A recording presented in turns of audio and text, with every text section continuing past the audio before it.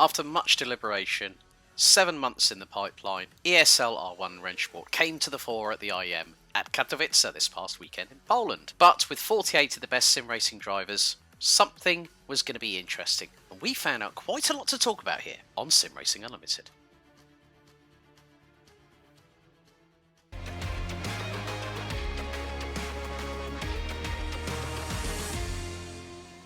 So we've had a little bit of a taster of what the future of sim racing could bring, because ESL R1, Rennsport, it all came together at the Intel Extreme Masters in Katowice this past weekend. I have to really be honest here. I was kind of on the fence on what to expect, but production value, the team that they got in place, not just the broadcast team, but the people behind the scenes. They were streaming on Twitch, YouTube. They were even giving a behind the scenes a bit of a Drive to Survive ESL style on TikTok. But I have to say though, Yannick, having the best of the best, the cream of the crop, 12 teams, 48 drivers, knockout format, it really brought home that what ESL and Rennsport were building was something special. And I kind of got that vibe when I was watching the streams over the past 2 days. Yeah, I completely agree. And with that, hello to everyone here at SimRacing Unlimited. I was kind of, well, not skeptical, but curious, kind of like you mentioned from your point of view before the event. But I gotta say, production-wise and just from the entire presentation standpoint, hats off. That looked really good, really professional, and really fun too for the participants. And I think it was the right call to do the very first event like at a proper esports on-site event for the impact and to be taken seriously. Because if you had they done it online, that might have not worked that well, I think. Yeah, and I think also by Moritz Herbecker from Rennsport directly actually saying that we're going to delay the release of the closed beta, I think was actually quite a shrewd move, because what they wanted to do was to actually test it in real time. And that just shows, like we all have seen in the community, there have been people that have been skeptical about Rennsport. I mean, the Unreal 5 engine graphics, I mean, especially when they were showing the camera shots of when the drivers were behind the wheel of identical sim rigs as well. That to me showcased how much they wanted it to work, that they needed it to work. And there were a few people, I'll be completely honest, that were outspoken about certain topics, as in sort of like who was putting commentary, the platform itself. I mean, there's always going to be those naysayers, aren't there?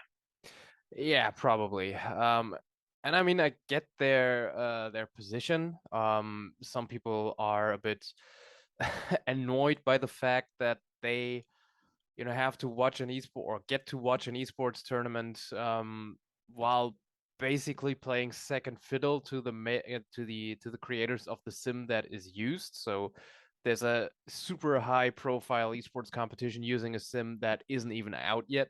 So it kind of feels a little bit like everyone but the top sim racing teams have gotten the short end of the stick here. But like you said, I think it's a good test bed in a way too. Not entirely, because you can't have that for for a competition like that. You need things to work, but like you said, they made sure it looked good. They made sure the competition would work, which it did. Racing was pretty spectacular, I'd say. Pretty engaging and interesting format as well. So they will draw their conclusions from this very first weekend of competition use, I think. And that should further the development for everyone else. So who knows when the closed beta is actually going to start? We might have gotten a hint with the release of the Rennsport companion app now. Yes, indeed.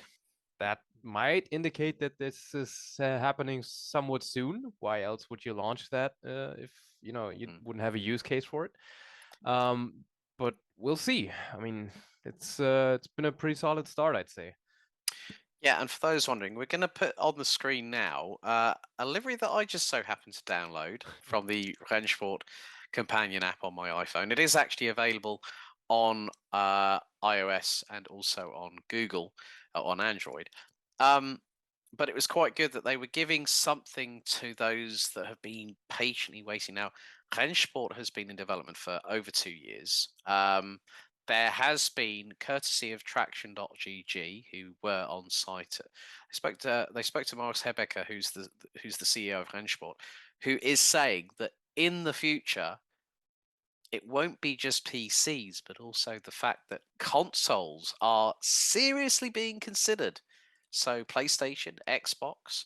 I think that's really, really good to hear via via news that has come out, that people on Xbox and PlayStation will be able to, if they haven't got their Logitech Pro or G25 or whatever hooked up to their Xbox Series X or their PS5 or whatever, I think that's another really good step forward for Rennsport, that they can hone, they can refine and test all the latest updates on PC. And the collision physics is one of the standout moments, I think, of Rennsport. Okay, there was no damage model. Okay, it is still in development, folks. Patience is a virtue, but we all know that everyone's chomping at the bit to get it. Of course. But I think that the way that the collision physics showcased how much feedback that the team at Rennsport have had to develop this product. Of course, we saw two iconic circuits for GT3 racing, Spa-Francorchamps and Hockenheimring, which is great. Both circuits provided drama, provided spectacle, and we had our two first ever winners. So round one winner, Max Benecke. I mean, he put everyone on notice that Mouse is there to deliver. They're not there to just make up the numbers. And then couple that off with Moritz Lerner picking up a podium the following day. But Josh Rogers, everyone was sort of like saying, yeah, Coanda are going to really, really trump this. But I was not at all surprised that you put someone in like Max Benecke at Mouse, and Moritz Lerner, two dynamite drivers in their own right. You also have to feel for Yuri Kansdorp, because he didn't have much luck as well. Neither did Patrick Holtzman either. It was the case of the two drivers that have been at the front of both Team Redline and Door Esports. But then also to see Ian Porter, who was part of FaZe. I mean, Tim Yarshall doing a fantastic job taking FaZe's ever first sim racing win, which is great because it's part of a story. You know, ESL and Rennsport want to build a story, something that is not contrived in any way.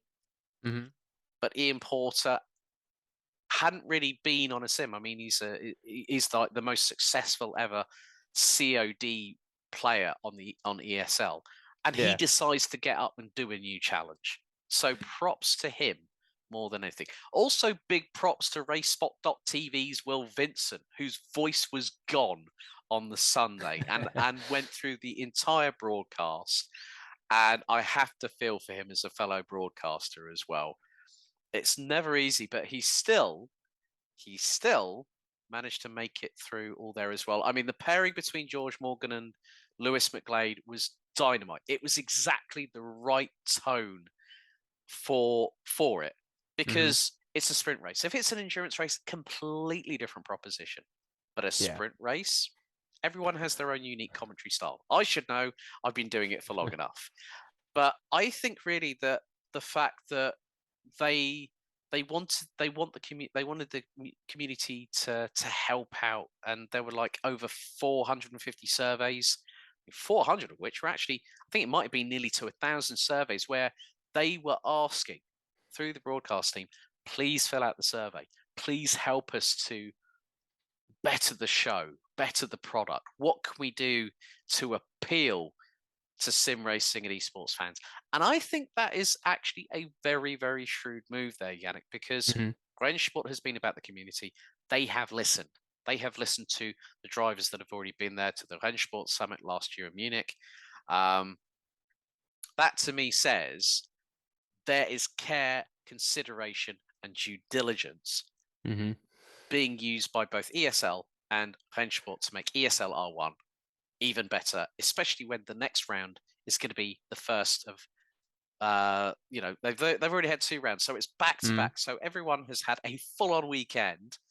Now get the chance to relax whilst they travel home, and then it's back to business. Get ready for round 3. I think they're going about it the right way. This is a turning point that I think sim racing needed, and people might say, well, yeah, but then it's just going to be convoluted by the amount of money that's up for grabs. It's not just about the money, folks. It's about the pride of being the best on a new platform. And this new platform has really, really tested everybody. Yeah, looked like it, definitely. And to circle back to the community thought, I think that's very much evident in the or for Rennsport itself, not just for the ESL R1. With the community talk sessions they have hosted, there's been 2 of those where they collected questions from the community on their Discord server to then have both Maurice Hebeka and lead dev Christoph. Sorry, I'm missing the last name right now. But where both of them went through most of that list, or the most important issues on that list, and gave a good outlook, a good overview of what they're trying to achieve there. Is it ambitious? Very much so. But if they can actually pull it off, then it's gonna be a platform for not just esports, of course, because that's what they're aiming for. Right now, it would be easy to view it as just another GT3 title, as there are plenty at the moment. But that's not where they want this to head. Finally. From what I heard, it's going to be different content as well. There's going to be modding compatibility. So, there's going to be tons of different content, you can be sure, if people get actually into it, which they should, since Rennsport is working on, tools to provide to the community to create quality mods. So that should be interesting. Also, like you mentioned, you have to keep in mind that this is nowhere near finished. So the damage model, of course, is not going to be there. But I'm sure we're going to see a bit of an evolution throughout the calendar as well, because it's a level playing field for everyone. And stuff like collision physics, like you mentioned, look really good already. Though it's going to be interesting to see how that works in an online environment, especially with competitors from all over the world. We've got Furia from Brazil. We've got drivers like Ian Porter, who you mentioned, who is in the United States, of course. There's a bunch of people in Europe. So that should be quite interesting to see how Rennsport handles that, or if there's going to be issues with netcode like iRacing has had in the past, or has sometimes. Maybe they found a way to make it work perfectly fine, and I'd love to see it, because that is one of the biggest issues when you're competing against people from all over the globe. If that can be at least limited in a way, that would be a good step. But yeah, I'm excited to see what they're coming up with, and when we'll finally get our hands on it. Yeah, but the main thing is we're here for the community, so we want to hear about your thoughts on ESL R1 and the Rennsport platform. Don't forget to comment down below. Don't forget to follow us on the relevant social media channels. Stay tuned for further exciting content, and also maybe a little bit of breaking news about something very, very exciting later on this year.